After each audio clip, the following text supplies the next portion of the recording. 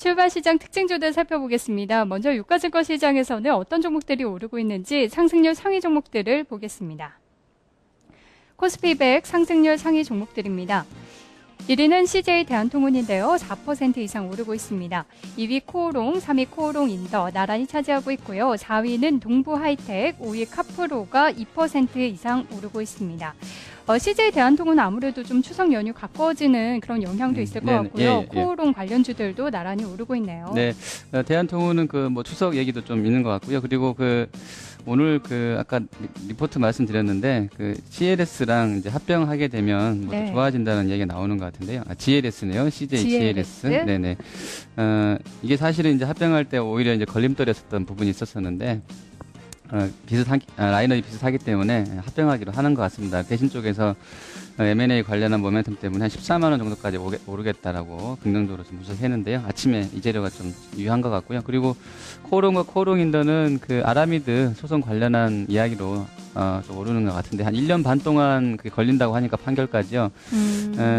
1년 반 동안은 계속 이제 할 수 있는 것이기 때문에 매출 규모가 뭐 아주 크지는 않다고 하는데 이게 이제 좀 긍정적으로 해석이 되는 것 같고요. 동부하이텍은 사실 글쎄요. 호재성 재료가 지금 체크를 해보니까 안 나오는데 그냥 수급적인 요인 때문에 좀 오르는 것 같습니다. 단계에 좀 많이 오릅니다. 하이닉스랑 연동해서 올랐던 부분도 있고 괜찮은 것 같고요. 그리고 카프로는 글쎄요.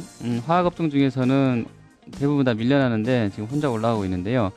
시황을 보면 뚜렷하게 지금 잡히지는 않은 것 같은데 이것도 그냥 수급적인 측면으로 해석할 수밖에 없을 것 같아요. 기관이 최근에 한 6, 7일 정도 계속 매수하고 있는데 이런 부분이 좀 긍정적으로 해석이 되는 것 같습니다. 네. 그러면은 코오롱과 코오롱 인더는 항소심과 관련해서 이제 본안 판결이 나오기 전까지는 아라미드의 생산과 판매가 가능하다. 그리고 그 기간이 1년에서 1년 반 정도 된다는 건데 금액적인 측면에서는 좀 제한적인 호재인 것 같은데 본안 판결이 어쨌든 나와봐야 아니까요. 그런데 이게 소송의 좀 국면 전환으로 인식이 가능한 건지 어떻게 보세요? 네, 일단은 저 두 회사 코오롱 인더 같은 경우는 듀퐁과의 소송전이 아직 남아 있는 것으로 알고 있습니다. 그래서 조금 보수적으로 보는 게 맞는 것 같고요. 실적 관련해서는 지금 대부분 감익 정도 생각하고 있는 것 같은데 저런 게 조금 이제 문제가 있는 종목군들은 굳이 매수하지 말고 좀 보시는 게 맞다 생각합니다. 네, 이거는 일단 단기적인 호재로 좀 끝날 수도 있겠네요. 자, 이번에는 코스닥 시장에 상승하는 종목들 살펴보도록 하겠습니다. 코스닥 100 상승률 상입니다. 1위는 SK컴즈인데요. 10% 이상 급등하고 있습니다. 2위 인피니트 헬스케어, 3위 YG엔터테인먼트, 4위 메가스터디, 5위는 크루셜텍으로 잡히고 있는데요. 전반적으로 유가증권 시장보다 상승폭이 훨씬 크고요. 정치 테마주와 관련해서는 확실히 이제는 인맥주보다는 조금 더 정책 쪽 테마로 초점이 맞춰지고 있는 것 같아요. 네, 맞습니다. 그런 것 같습니다. 그리고 SK컴즈는 지금 단기에 한 6, 70% 아주 급등이 나왔는데요. 바닥권에서. 그래도 아침에 달라붙는 거 보니까 그만큼 시장에서 매매할 만한 종목이 없다는 반증일 수도 있겠고요. 돈들이 좀 쏠리는 것 같습니다. 큰 종목도 아니고 최대 주주가 SK 플래닛으로 64% 지분 갖고 있기 때문에 어떻게 보면 이제 상당히 한 1, 2천억대 작은 회사라고 보면 될 것 같아요. 매매하는 입장에서는요. 근데 워낙에 이쪽으로 좀 매기가 쏠려 있어서 인터넷 쪽은 좀 봐야 될 것 같습니다. 저렇게 주간 기준으로도 양봉 만들고 올려놓은 다음에 월요일 첫날부터 거래를 붙여놨기 때문에 추석 전까지 계속 좀 쉬면서도 단계별로 좀 더 올라갈 수 있는 여건이 있는 것 같고요. 그리고 인피니티 헬스케어는 글쎄요. 일단 대선 공약주이기도 할 것 같은데요. 헬스케어 관련 쪽들은 계속 이야기가 될 것 같습니다. 계속해서요. 그리고 스마트 기기 나오면서 스마트 기기 이용한 소프트웨어 쪽에 강점이 있는 회사들은 계속 좀 이야기가 될 것 같고요. 솔본이랑 같이 올라가는 거 보니까 또 시장에서 루머성으로 지분 매각한다 이야기가 좀 돌고 있는 것 같기도 합니다. 인피니트 헬스케어는 그렇게 좀 접근하시면 될 것 같고요.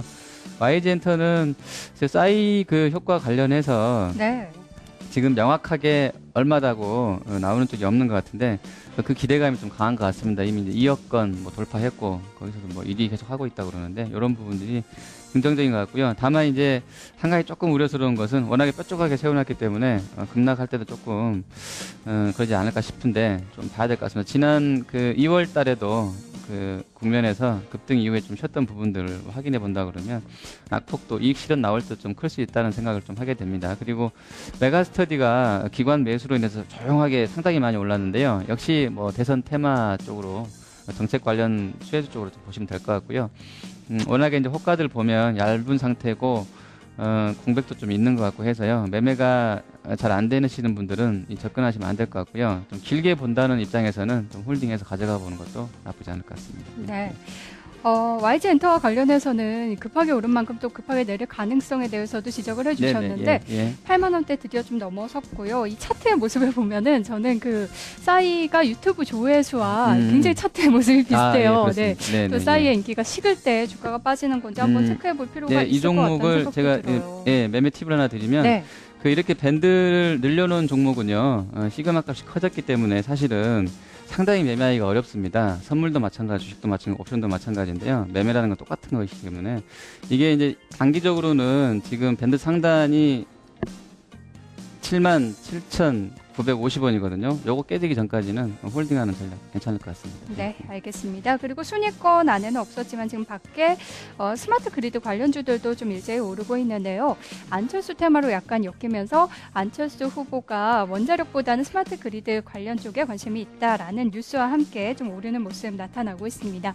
이번에는 하락하는 쪽을 살펴보도록 하겠습니다. 먼저 유가증권 시장 하락률 상위 종목입니다. 코스피 100 하락률 상위 1위는 하나금융지주입니다. 2위 세아제강, 3위는 대한제분, 4위가 두산인프라코어, 5위 SKCNC로 집계가 되고 있는데요. 일제히 2% 이상 빠지고 있습니다. 중국 관련주, 금융주들 하락하고 있는데요. 전반적인 특징 어떻게 묶을 수 있을까요? 네, 일단 전체적으로 보면 세아제강도 그렇고요, 두산인프라코도 그렇고 좀 이제 묵직한 쪽들 좀 들어와 있습니다. 그리고 CNC는 조금 애매하겠는데요. CNC는 제외하도록 하겠습니다. 저 종목은 그냥 포스코 ICT나 CNC는 그냥 길게 쭉 갈 것 같습니다. 좋은 쪽으로요. 그리고 하나금융지주는 글쎄요, 단기간에 금융주가 좀 많이 올랐던 부분이 있는데 이게 이제 조금 이익 실현 매물이 나오는 것 같고요. 이 금융 쪽은 이제 그렇게 접근하시면 될 것 같습니다. 9월 27일이 이제 추석을 앞두고 있는 어떻게 보면 이벤트 데이겠는데 27, 28일로 이어지면서 스페인이 정말 이제 구제 금융을 할 거냐, 신청을 할 거냐 전면적으로 이런 얘기가 나오고 있는데 그때까지는 아마 시장도 별 볼 일 없을 것 같고요. 거래소 쪽은요. 왜냐하면 이벤트가 없습니다. 전에 그날까지는. 그래서 그냥 쭉 갈 것 같고 그게 이제 IT라든지 금융주는 그때까지 좀 그럴 것 같습니다. 수급이 워낙에 안 좋기 때문에요. 거래소 쪽이 그렇게 판단을 하고 있고요. 그리고 재분주가 좀 밀려나는데 글쎄요, 이게 원가 관련해서는 조금씩 밀려난다고는 하는데 워낙에 단기에 급등했다 좀 쉬는 것인지 아닌지에 대해서 조금 이제 이견이 있는 것 같아요. 그래서 조금은 대상이라든지 실제로 이제 가공품에서 전가를 해서 가격 단가를 올릴 수 있는 쪽은 주가가 양호했던 것 같은데 저런 쪽은 조금 이제 이익 실현 매물이 좀 나온다 이렇게 보시면 될 것 같습니다. 네. 그리고 두산인프라코어가 4위에 있는데요. 예. 일단 증권가에서는 지난번에 중국이 지준율 인하할 때도 또 춘절 전후였기 때문에 이번에도 또 중추절 전후에서 한번 기대를 해볼 만하지 않을까 하는 이야기도 살짝 나오고 있어요. 네네. 중국은 지금 금리를 제가 최근에 이제 달러 위안 환율을 사실 체크를 못했거든요. 데일리하게 좀 체크를 해보시면 제가 지금 그냥 로직만 말씀을 드리면 중국이 위안화 환율이 강세로 가고 있다 그러면 환율 금리 떨어뜨릴 수밖에 없습니다. 이제 시간의 문제지. 유럽도 풀고 미국도 푸는데 중국 가만히 있으면 안 되거든요. 전체적으로 정책 조합 면에서도 그렇고요. 혼자 위안화가 강해지면 안 되는 것이기 때문에 금리 내릴 것으로 봅니다. 시점의 문제인 것 같고요. 그리고 이미 이제 혼자 좀 많이 2번 정도 올해 들어서 2번 내려놨기 때문에 좀 보면서 할 수도 있을 것 같은데 중국이 이제 부동산 때문에 아주 많이 내리기 힘들 것 같고요. 전체적으로는 딜레마에 빠져 있는 것 같은데 어쨌든 추세 자체는 금리가 떨어지는 추세인 거에 맞고요. 근데 이제 하나의 시사점은 금리가 떨어지는 국면에서는 절대 주식값이 오를 수가 없습니다. 오히려 떨어지는 것이지 금리 인하 시점에 추이를 켜놓고 보십시오. 금리 인하 시점은 주식을 하는 시점에 채권을 하는 시기이기 때문에 금리 떨어진다고 해서 중국주를 함부로 사가지고는 안 될 것 같고요. 그것은 금리가 올라갈 때 오히려 좀 보시면서 역으로 좀 발상을 좀 바꿔야 될 것 같습니다. 네. 이번에는 코스닥 시장으로 넘어가 보겠습니다. 코스닥 100 하락률 상위 종목입니다.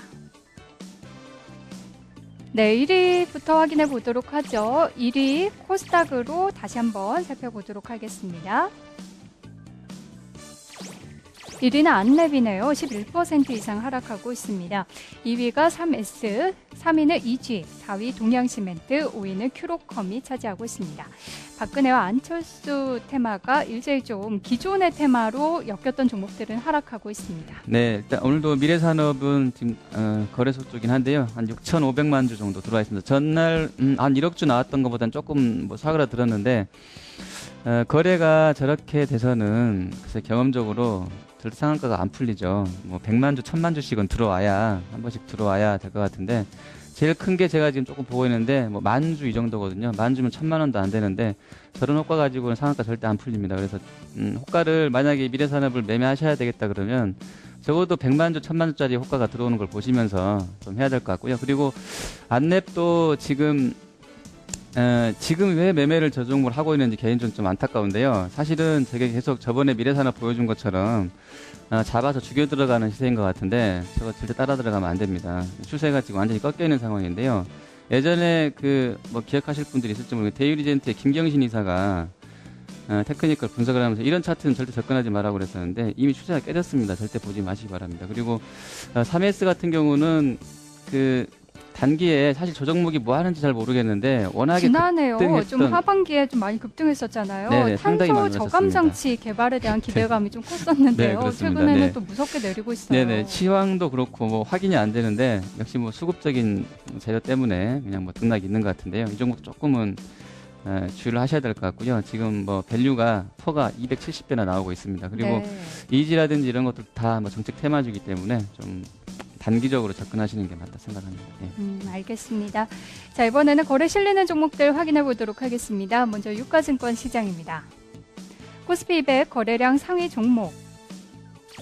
1위는 RNL바이오네요. 2위가 일진전기, 3위 웅진케미칼, 4위 SK하이닉스, 5위는 STX 펜오션으로 집계가 되고 있습니다.